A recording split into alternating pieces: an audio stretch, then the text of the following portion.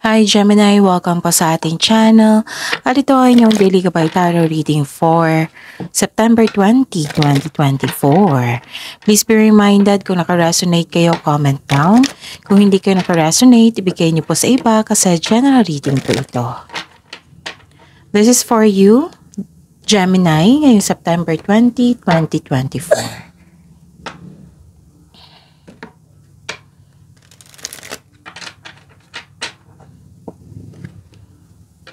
Maraming salamat po sa inyong patuloy na suporta at maraming salamat din po sa mga hindi nag-skip ng ads. Gamitin ang reading na ito bilang gabay lamang sa mga hindi pa nag-subscribe, subscribe na po kayo at click bell notification para malaman nyo na may bago tayong video. Para po sa mga gusto magpa-reading po, may lumabas dyan sa screen nyo ngayon. Panoorin nyo po at sundin ang instruction. Calling the attention sa mga suki ko dito na Gemini. Open na po inyong monthly gabay tarot reading for September 2024.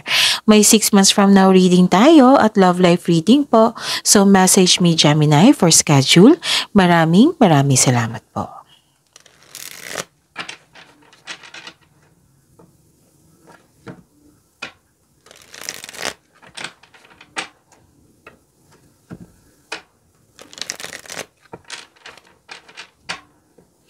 Para po ito sa inyo, Gemini, September 20, 2024. Spirits Guide, mga ganap po para kay Gemini.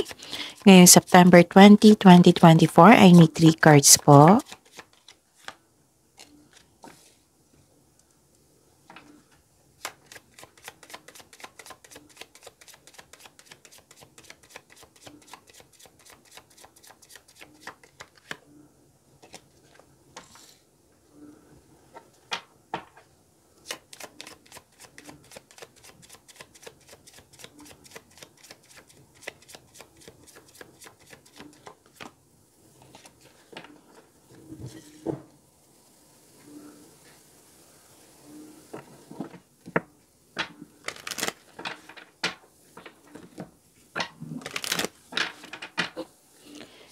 Spirits, guides, angels, archangels, guardian angels, message po. Message po para kay Gemini ngayong September 20, 2024. I need 2 cards po.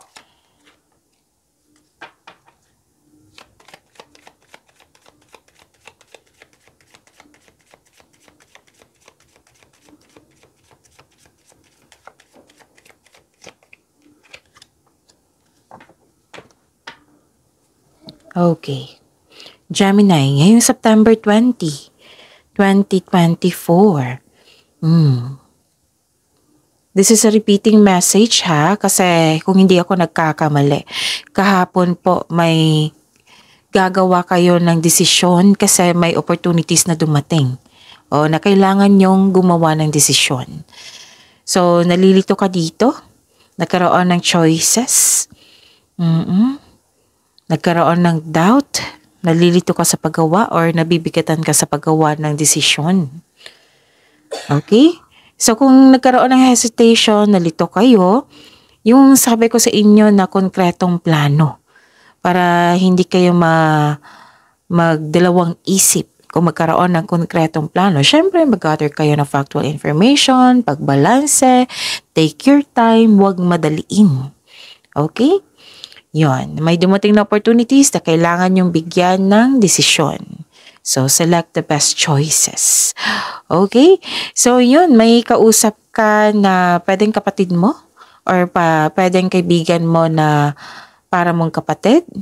Na excited na nakita kayo, nakita ko dito na may excitement na kang nararamdaman. Tapos may naalala kayo na isang tao na nagkaroon kayo ng misunderstanding. Okay? Pero don't worry, temporary lang ito. Magkakaayos din kayo soon. Ipag-pray nyo. Okay? So, yun. Puno ka ng ideas ngayon. Puno kayo ng ideas ngayon. Some of you, nakamit na yung career stability, stability sa buhay, security sa buhay, naka-receive ka din ng support and this is good fortune. Okay? This is good fortune. Yes, stability sa buhay. Whether career man yan, sa love life, sa money, yes. Andito po. Na nakita ko rin dito na nagkaroon ng long-term plans. Nagkaroon ng long-term plans. Pwede din na may na-receive kayong project, nagpaplano kayo. Marami kayong ideas, right? So, nagpaplano kayo. So, again, this is good fortune. Claim nyo ito, Gemini. Ang message po, Angel Therapy. Sabi po ni Archangel Raphael, give your cares and worries to us angels and allow us to take your burdens.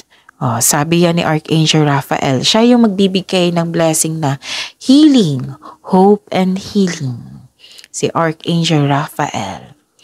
Okay, creative writing. Sabi po ni Archangel Gabriel, make time to write down your thoughts in a journal or pen article or book. Ito yung sabi ko sa inyo kanina na marami kayong ideas. Kung pwede, isulat nyo sa yung mga naiisip nyo ngayon sa journal para masuri nyo rin. Para matandaan nyo. Okay? Spirit's Guide, ano po yung energy ni Gemini ngayong September 20, 2024?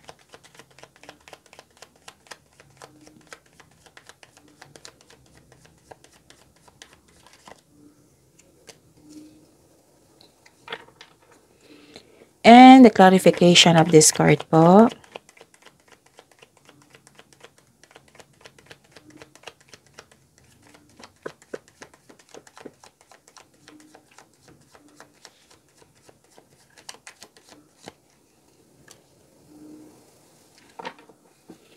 This is a daily reminder. Panoorin niyo po yung last 4 days Gabay Tarot reading niyo po.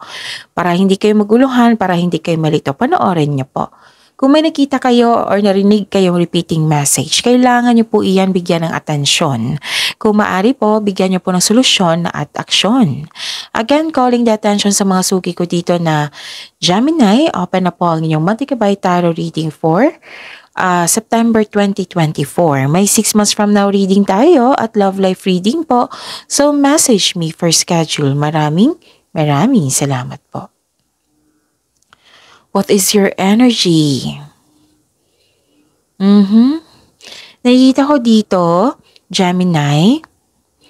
This is the clarification of your card here. Dalawang card na nagsabi dito na nagkaroon ka ng hesitation. Pwede din nagkaroon ng delay. Okay? Disappointed ka kasi nagkaroon ka ng hesitation. Disappointed ka kasi nagkaroon ng delay. Pwedeng delay sa plano, delay sa parating na bagay or tao. Yung sabi ko sa inyo sa lahat ng signs na kung nagkaroon kayo ng delay, habaan niyo po ang pasensya niyo at intindihin. May dahilan po iyan kung bakit po nagkaroon ng delay. Pwede din na walang delay. What I meant is nagkaroon ng delay kasi hindi kayo makagawa ng desisyon. That is delay rin. Oo, hindi kayo makagawa ng desisyon, nalilito kayo. 'Di ba? Sabi ko kanina sa inyo dito. Nalilito kayo, nagkaroon ng hesitation para gawin o gawa ng aksyon ng iyong plano o proyekto. Pero don't worry, kasi nakikita ko dito matutuloy ito kasi may nakita kong long-term plans dito. At naintindihan ko rin yung paggawa mo naintindihan ko rin yung sitwasyon mo ngayon na nagkaroon ng delay sa paggawa ng desisyon kasi parang naghahanap ka ng timing kasi ayaw mo nang mabigo. Oo. Kung nabigo ka noon, so naging wiser ka ngayon. Pero sabi po ng card dito na don't hesitate too long kasi magkakos talaga yan ng delay. Kung kunwari, nagkaroon na talaga ng delay ngayon, hindi ka makagawa ng desisyon. Yung sabi ko sa inyo na maggawa kayo ng konkretong plano. I-search nyo yan sa Google kung paano mag-create ng konkretong plano. Diba kasali yan ng factual information, factual experiences. Yun, gather kayo ng ganyan. So, ang ilan sa inyo ayaw umalis sa comfort zone kasi nanghihinayang kayo na kung mag-level up kayo, nanghihinayang kayo kasi maganda yung position mo dyan sa trabaho, position mo dyan sa sitwasyon mo ngayon. So, naintindihan kita, Gemini. Kailangan talaga pag-isipan nyo ng mabuti. Kasi kung mag-go ka sa isang opportunity, Walang atrasan na yan eh. Oo, forward talaga yan. Siyempre, magkakaroon ka ng strength niyan, yung power niyan, ng confidence diyan. Basta may konkretong plano kasi alam mo yung gagawin mo. Alam mo yung mga mangyayari, na ano yung mga process niyan. Para magiging confident kayo. So, nag-ask ng card niyo po dito na maging confident po daw kayo. At magkaroon ng pasensya. Build a solid plan na magkaroon ka ng confidence at alamin mo kung ano yung pumipigil sa'yo. Alamin mo yung kung ano yung dahilan kung bakit ka nagkaroon ng hesitation. Alamin mo kung bakit parang may pumipigil sa'yo. Pwede din may pumipigil sa'yo because you are not ready kasi hindi konkretong plano yan.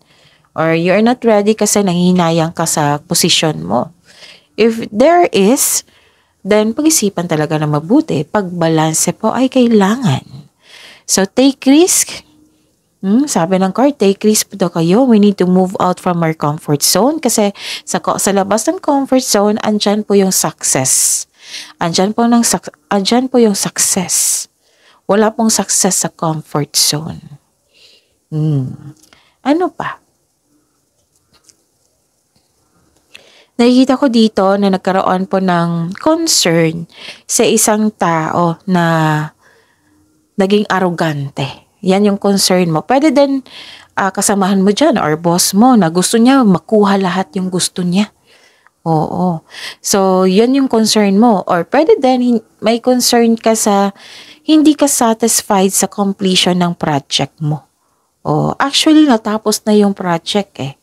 Nagkaroon ng abundance. Pero hindi ka satisfied. It might be hindi ka satisfied kasi may gusto ka pang i-apply doon sa project na yun.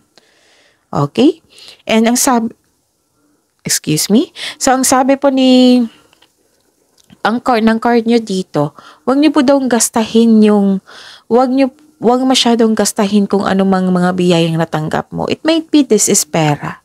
It might be this is ideas. Kasi may natanggap kayong blessings eh. Abundance. Okay? Abundance, blessings.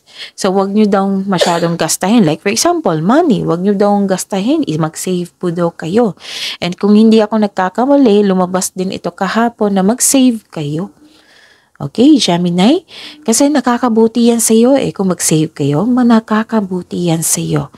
Para secure yung future. Security. Okay. Kung i-consider mo ang mga biyayang natanggap mo, celebrate it by expressing gratitude and generosity. Okay? So, claim this abundance. Claim this good fortune. Claim these opportunities. Hope and healing. Ang ganda ng mga blessings. Gemini. Spirit's Guide, Career and Money po ni Gemini ngayong September 20, 2024.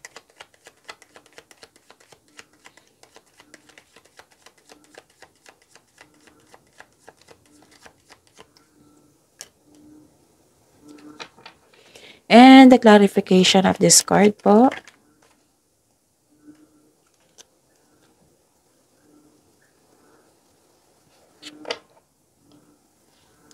Okay.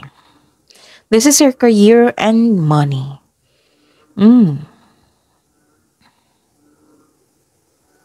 Okay. Lumabas din dito, Gemini, yung may disconnection kayo sa isang tao. Pwedeng naalala mo siya. Pwedeng nangyari ito kahapon, the other day, the other week. Disappointed ka. Disappointed ka sa taong ito. It might be iisa lang tong taong ito. Yung mayabang, yung arrogante na na-mention ko before. Yung bossy. Yung dapat masunod yung gusto niya. So, same pa rin yung sabi dito. This is, anong tawag dito? Repeating message, yung be confident.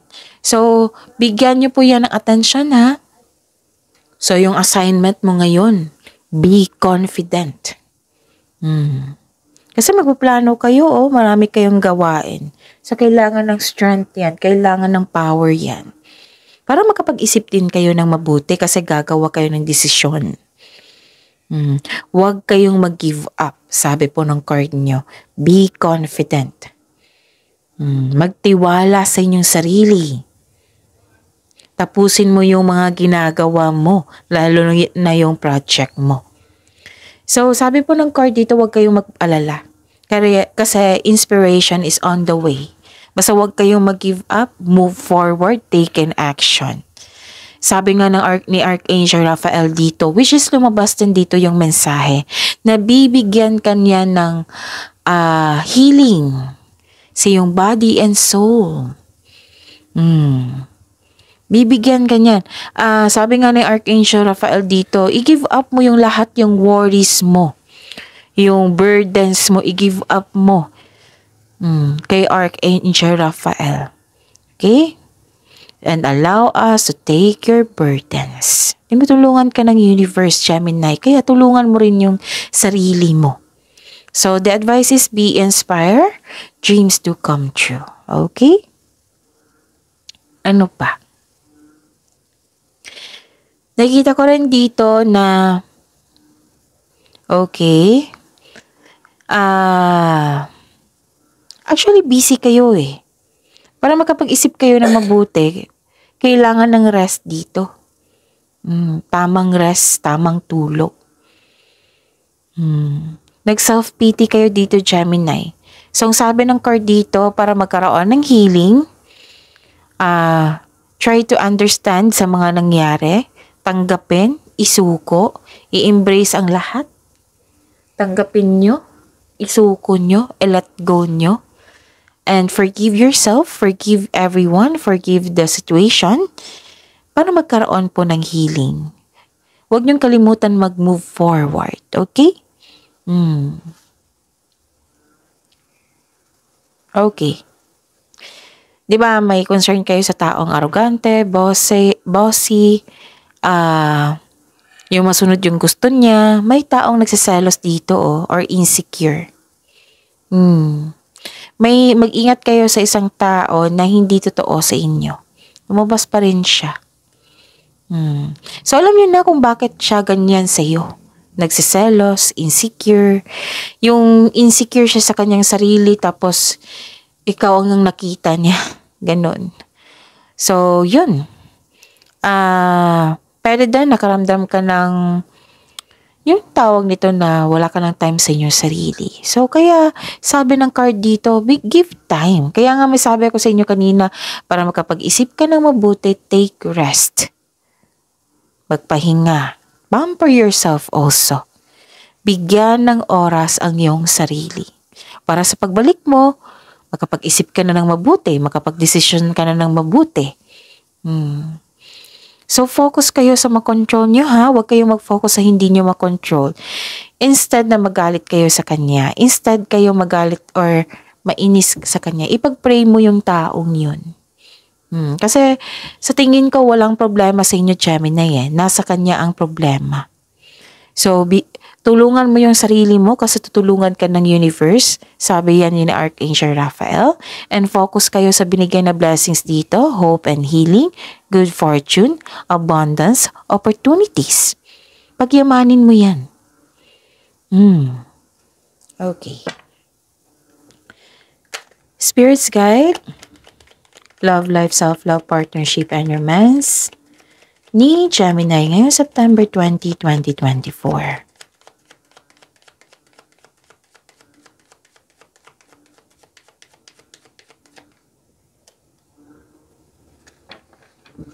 And the clarification of this card po.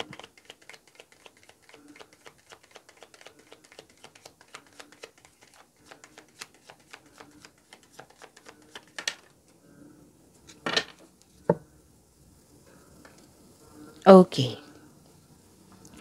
Maraming salamat po sa patuloy na tiwala at suporta sa ating channel. Maraming salamat din po sa mga hindi nag-skip ng ads.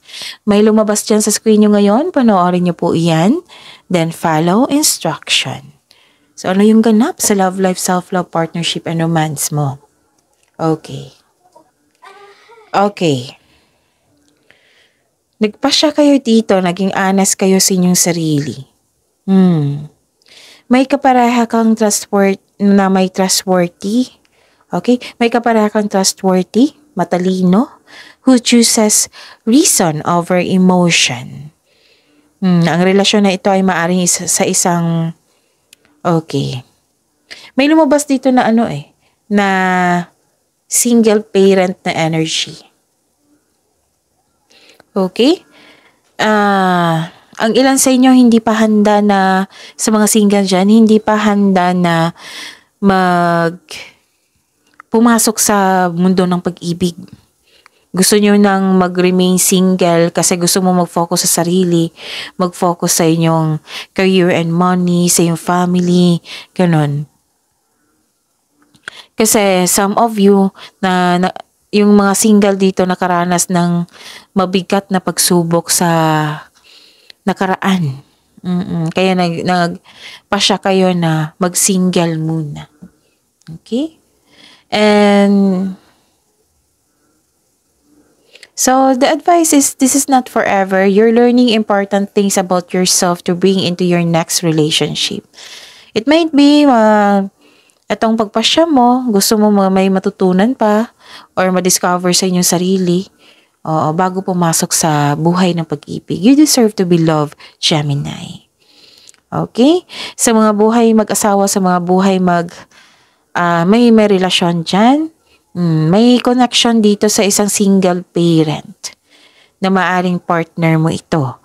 Or, kayo ito na may parating sa inyo.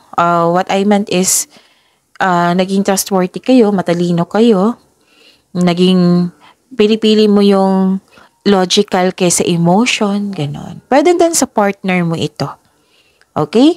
Basta naging honest kayo sa inyong sariling dito ngayon at nagkaroon ng pagpasya. Ano pa? Okay. Nakikita ko rin dito na sa mga single, ideal type mo is romantic partner who is fun and outgoing, talkative and ready to have adventures. Para sa mga relasyon sa buhay mag-asawa, naging stable yung connection nyo. Nag-uusap nga kayo, masaya kayo at stable, okay? So, see you to claim this blessings, yung good fortune, abundance, opportunities, hope, and healing. Yan yung pagyamanin nyo, Gemini. Dito kayo mag-focus sa makontrol nyo. Okay? Yun. So, claim positivity, positive affirmation ay kailangan. I am blessed, I am loved, I am healthy, etc. So, see you tomorrow, Gemini. Please like, subscribe, and click bell button for notification para updated po kayo sa daily tarot reading natin. Maraming salamat po.